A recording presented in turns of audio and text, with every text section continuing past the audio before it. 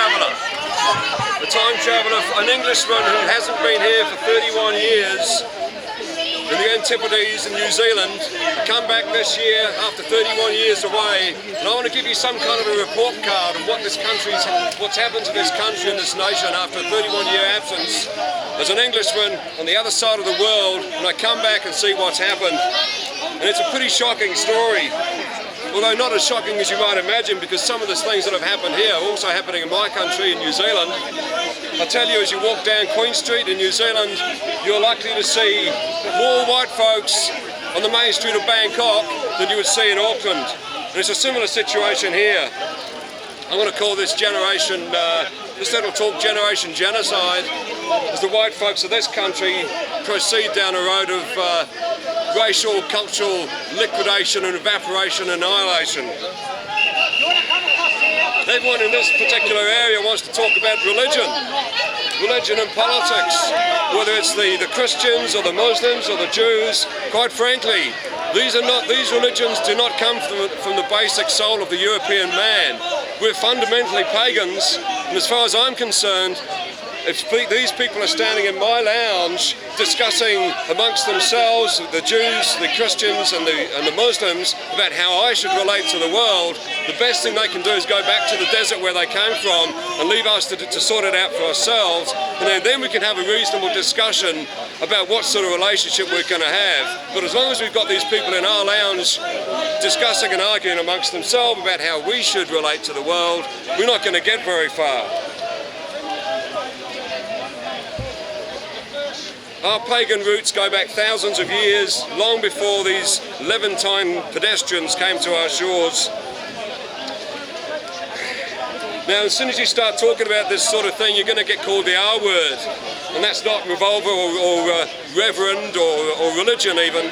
It's a nice little word that was invented by a lovely Jewish man by the name of Lev Davidovich Bronstein in 1926. Invented this word to use as a kosh and a system of silencing opposition to his implementation of the propaganda in the Soviet Union in the early 1920s.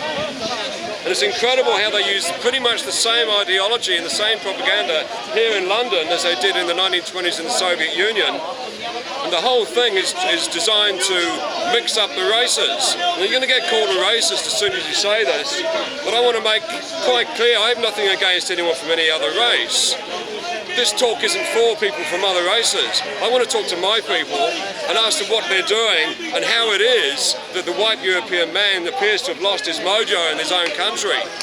It's no accident. And as you can see, as someone who hasn't been here for 31 years, and I come back and I go on the buses and on the underground and I see all the billboards, it's pretty obvious to me that there's an agenda behind the advertising that you see. There's a particular undermining of white identity and your vanilla white guy who seems to come in a very poor third or fourth in the eye of your average English young lady. When you see these adverts, you have to realise that there's a whole team of people who are sitting down working out the exact phrasing, the image, the model, the lighting, the phraseology and the punctuation in every ad that's put on TV and every ad that you see in these billboards. Like the one I've seen recently promoting cancer, and it says, 4 out of 5 of us will get blah blah blah. And they're showing a young African or an Indian guy. 4 out of 5 of us. Why have they put the word us there? The idea is to create a warm, fuzzy feeling of togetherness and relationship between people, and to inure the white European people to racial displacement. To create the kind of warm, fuzzy feeling that they are just as much us as we are.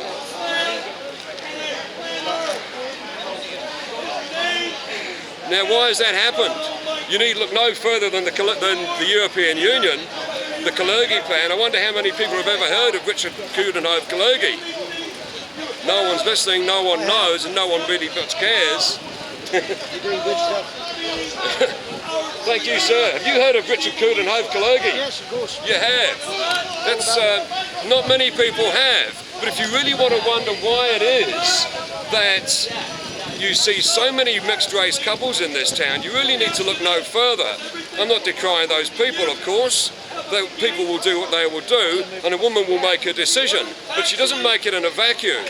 Richard Coudenhove-Kalergi, who founded the European Plan, the motivation there was to wipe out not just the political boundaries of the European countries, but also the ethnic homogeneity of the European people. The idea, in his words, was to create the modern European man will resemble the ancient Egyptians, which just goes to show how little he knew about the ancient Egyptians. But the point was he wanted a coffee-coloured, deracinated population that was easily controllable and manipulable in Europe, with no ethnic identity, no national identity and no cultural identity. And this is what's occurring all across the Western world.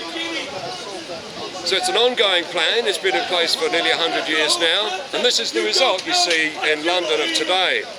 And many liberals will look at this situation and think, oh, this is a static situation. It's not a static situation where your white Britons are now, what, 45% in London. It's when I was living here over 30 years ago, we were a lot more than that, and we're going to go down from 45 to 40 to 30 to 20. Their end result, of course, is zero, so that you have none left whatsoever. And that's the idea, to create a deracinated population for control. And then, of course, there's going to be a ruling elite who we can't talk about, because, as Voltaire said, if you really want to know who's controlling you, find out who you're not allowed to criticise. So we won't go there, because I don't want to be called an anti-Semite or anything like that. Now, women and girls are anything but stupid, obviously, and they'll make their decisions, but they have a very finely tuned antenna for social status and potential. And when your white girls are the victims of such an overwhelming avalanche of propaganda that both diminishes the white woman, who you may have seen an ad on the back of a bus. The only time I saw a white woman there was when she was portrayed as an alcoholic, and you see the blacks always as the epitome of educational excellence and physical excellence, and as for gyms and whatnot. As an example, I stood at the bus stop over here just last week, and there was a lovely young lady standing next to me, and you can see how they always have their phone hermetically sealed to their wrist, and they have a nice little photograph, a selfie of themselves with their partner.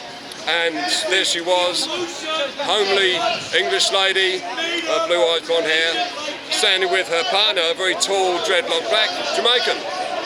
Why is it that this occurs in such huge numbers as to become absolutely normalised in this city, and it's promoted all around the country?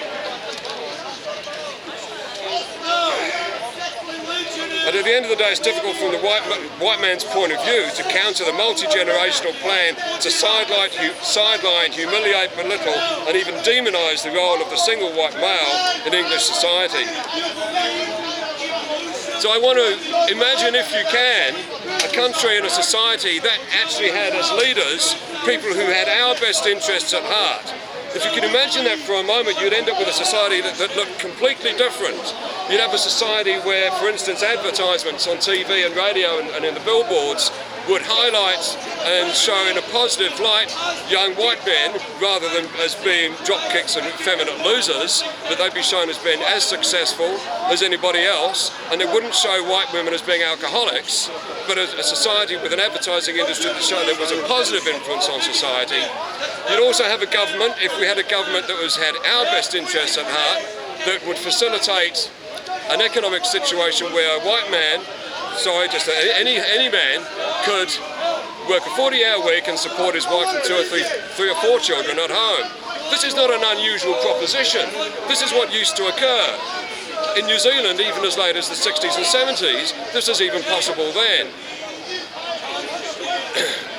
So that's the economic situation. An economy where local manufacturing was supported rather than importing foreign goods. I know we have very low unemployment in this country, 3.9%, but what sort of jobs are they when people still can't afford to have children? So there's all sorts of things that you could imagine as being positive influences on society if you actually had a government and a bureaucratic administration that really did have our best interests at heart. So what was that last word? Did you say theocratic? Bureaucratic system. Oh, bureaucratic. Yeah. You said theocratic. Yeah. These are simple and common sense propositions, and they're not that hard to achieve. But the problem is, for generations in this country and worldwide now, certainly in the white Western world, we've had a liberal elite that has promoted ideas that are explicitly counter to the survival of our people. And that's all I'm going to leave you with at this point.